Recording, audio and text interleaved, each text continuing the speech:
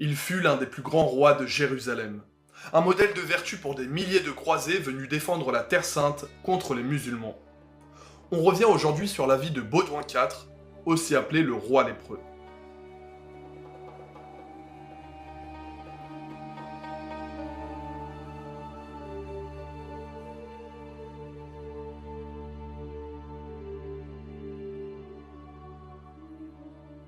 Nous sommes en 1161 quand Baudouin voit le jour à Jérusalem.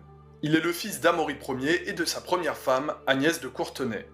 Les Francs sont alors à la tête du royaume, qu'ils ont eux-mêmes fondé en 1099 suite à la première croisade et qui ne disparaîtra qu'en 1291. En 1163, Amaury est sacré roi de Jérusalem et Baudouin est amené à lui succéder. Il est donc destiné à accomplir de grandes choses et reçoit une éducation privilégiée, digne d'un prince. C'est Guillaume de Tyr, proche du roi Amaury, qui fut chargé de l'éducation du garçon. Un jour, alors qu'il observe son élève jouer avec ses camarades, il fait une terrible et tragique découverte. Ce jeu d'enfant consiste à se pincer, à enfoncer ses ongles dans les bras de ses adversaires pour voir qui résiste le mieux à la douleur. C'est Baudouin qui sort vainqueur. Il revient triomphant auprès de son maître. Mais Guillaume de Tyr est affligé. Affligé car il constate le sang qui coule le long du bras droit de Baudouin. Et pourtant, l'enfant ne ressent rien. Aucune douleur. Ce n'est pas normal.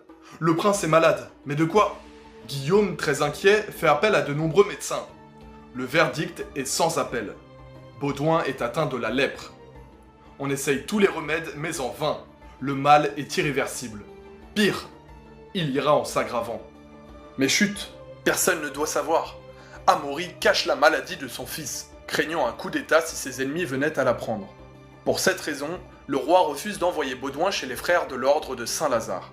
Il s'agissait d'une confrérie destinée à accueillir et soigner les pèlerins atteints de la lèpre, mais aussi les chevaliers et les nobles touchés par la maladie. Et ça marchait plutôt bien. Même si la lèpre ne pouvait être guérie, les soins prodigués pouvaient permettre à un malade de vivre beaucoup plus longtemps, et surtout dans de meilleures conditions. La lèpre prive progressivement le malade de ses capacités musculaires et atteint directement le système nerveux. Baudouin en était conscient. Il allait vivre un calvaire et mourir jeune. Pourtant, toute sa vie, il mit un point d'honneur à ne jamais se plaindre. Quand il apprit sa maladie, il demanda à être traité comme les autres enfants, souhaitant surmonter les mêmes épreuves. Bien sûr, son père fit secrètement venir les meilleurs médecins de la région, des savants arabes ayant l'habitude de traiter la lèpre. Ils découvrirent que Baudouin ne ressentait absolument plus rien du bras droit. Aussi, on adapta son entraînement militaire pour que l'enfant roi puisse manier l'épée du bras gauche. En tant que membre de la famille royale, il dut apprendre l'équitation. Privé d'un bras, on loua son habileté à monter rapidement à cheval. Bien que son avenir fût incertain et qu'il fût promis à de grandes douleurs, Baudouin grandit, aspirant à être un homme meilleur afin d'un jour, peut-être, succéder à son père en tant que roi de Jérusalem. Ce moment arriva bien plus vite qu'il ne l'imagina, puisque Amaury Ier mourut de dysenterie en 1174. C'est à la même époque que tous apprirent la maladie du futur roi. À partir de là, et comme l'avait prédit Amaury, les hauts dignitaires de Jérusalem cherchèrent à évincer son fils du trône. Ils tentèrent de lui trouver un remplaçant. Le royaume de Jérusalem autorisait les femmes à monter sur le trône, mais les deux sœurs de Baudouin étaient encore trop jeunes.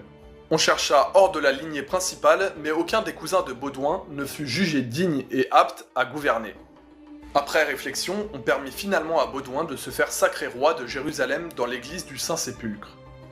Il devint alors Baudouin IV. Trop jeune pour gouverner, on le confia à Raymond III de Tripoli, conseiller et ami proche du défunt souverain. On le nomma régent du royaume en attendant que Baudouin n'atteigne sa majorité, c'est-à-dire 15 ans. Durant son règne, Baudouin IV voulut continuer le projet de son père, s'emparer de la ville de Damas, puis étendre ses conquêtes jusqu'à l'Égypte. Dès qu'il fut en âge de gouverner seul, il chercha le moment opportun pour lancer ses premières offensives. Noureddin, émir de Damas et sultan d'Égypte, meurt en 1174. Il avait réussi à unifier les musulmans de la région et à pacifier les relations entre chrétiens et musulmans. Le vizir d'Égypte Saladin profite du vide laissé par la mort de Noureddin pour assiéger Alep dans le but d'unir l'Égypte chiite et la Syrie sunnite, et créer un grand état musulman. Baudouin IV profite de tout ce fatras pour attaquer Damas. Il se positionne en tant que chef de guerre et refuse de déléguer ses fonctions militaires malgré sa maladie. Rappelons qu'il n'a alors que 15 ans et que la lèpre lui rend le maniement d'un cheval très compliqué. Mais le roi, héritier d'une grande lignée de guerriers francs, sait que sa légitimité passera d'abord par sa capacité à diriger les hommes et à se montrer vaillant sur le champ de bataille. Comme tout bon chevalier de son temps, Baudouin avait le sens de l'honneur, et il tenait pour divine sa mission de protection de la Terre Sainte. À son époque, le royaume de Jérusalem est menacé par la montée en force des musulmans, unifiés par Noureddin, puis par Saladin. Ce dernier ne cessera de mener des raids dans la région afin de grappiller du terrain. Baudouin IV fit marcher ses relations et contacta le comte de Flandre pour attaquer l'Égypte et surprendre les populations musulmanes. Saladin eut vent de cette ruse et réunit une armée de 27 000 hommes, se dirigeant vers Jérusalem, laissée presque sans défense. Les musulmans s'attaquèrent d'abord à la ville d'Ascalon, position stratégique.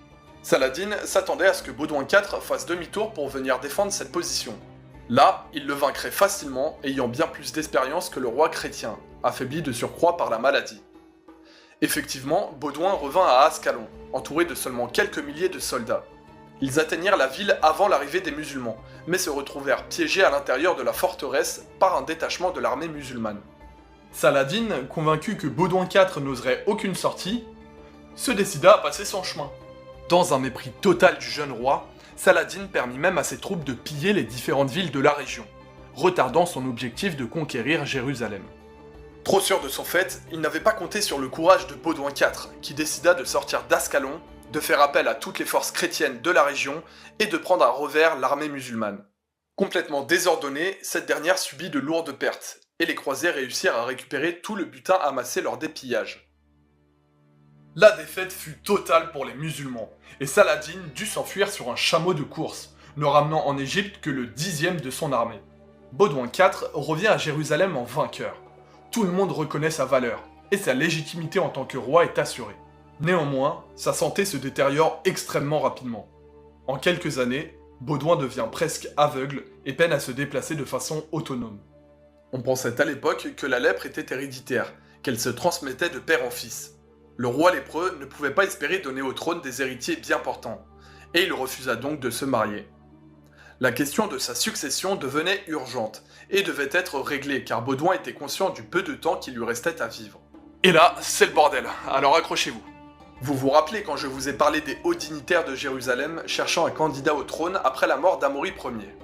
Eh bien, l'un des noms qui revenait avec le plus d'insistance fut celui de Guillaume de Montferrat, l'époux de la sœur aînée de Baudouin, Sibylle.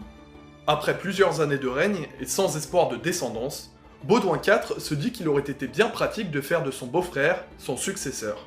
Problème, Guillaume de Montferrat meurt en 1177. Heureusement, il a le temps de mettre enceinte Sibylle qui donnera naissance à un fils. On verra plus tard ce qu'il devient. Pour l'instant, le roi décide de remarier sa sœur et ne souhaite pas changer ses plans. Il veut trouver un beau-frère digne et capable de gouverner après lui. Plusieurs candidats sont présentés, mais Sibylle s'éprend d'un noble sans grande fortune, Guy de Lusignan. Baudouin, peu certain de la fiabilité du bonhomme, hésite, mais il cède finalement aux sollicitations pressantes de sa mère et de sa sœur. Sibylle épouse donc Guy de Lusignan, et ce dernier reçoit à cette occasion le comté de Jaffa et d'Ascalon. Sa gouvernance est catastrophique, tant d'un point de vue économique que politique. En attaquant des caravanes musulmanes, il se met à dos le roi et son entourage, dont la sagesse avait permis aux différents peuples de la région de coexister. Baudouin IV écarte Guy de la succession et désigne son neveu, issu du premier mariage de Sibylle, pour devenir le futur roi de Jérusalem. D'ailleurs, le roi lépreux ne perd pas de temps et fait sacrer l'enfant de son vivant. Baudouin V n'a alors que 5 ans et devient co-roi de Jérusalem, afin qu'il apprenne vite et soit dès sa majorité apte à gouverner. Il est confié à Raymond de Tripoli. Tous ces jeux de pouvoir ne font qu'attiser la jalousie des deux sœurs du roi. Sibylle, bien sûr, parce que son mari est humilié et qu'elle perd toute influence sur son fils. Mais aussi Isabelle, la cadette, qui parvient à se faire nommer comme successeur légitime de Baudouin V. Baudouin IV, toujours sur le trône mais extrêmement faible, ne peut intervenir dans le conflit qui oppose Guy de Lusignan à Isabelle. Les tensions deviennent palpables et se matérialisent sur les champs de bataille, ce qui donne lieu à une véritable guerre civile au sein du royaume.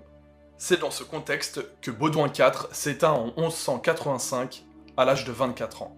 Il meurt, attristé des divisions qui subsistent dans son royaume, mais avec l'espoir d'avoir assuré sa succession. Malheureusement, le jeune Baudouin V succombe à une maladie en 1186. Raymond de Tripoli, alors régent, laisse sa place à Guy de Lusignan, qui prend sa revanche et devient roi de Jérusalem. Celui-ci ne parviendra pas à rétablir la paix dans la région, et Saladin en profitera pour reprendre Jérusalem. Baudouin IV laissera l'image d'un roi bon, juste et ayant apporté la paix à son royaume. Il aura eu à cœur de choisir un successeur digne de sa fonction, et se sera battu toute sa vie contre la maladie. J'espère que la vidéo vous aura plu. J'ai pris beaucoup de plaisir à l'écrire car Baudouin IV est un personnage vraiment fascinant. Alors n'hésitez pas à partager la vidéo, à vous abonner et à activer la petite cloche afin d'être tenu au courant de nos prochaines vidéos. Quant à moi, je vous dis à bientôt et portez-vous bien.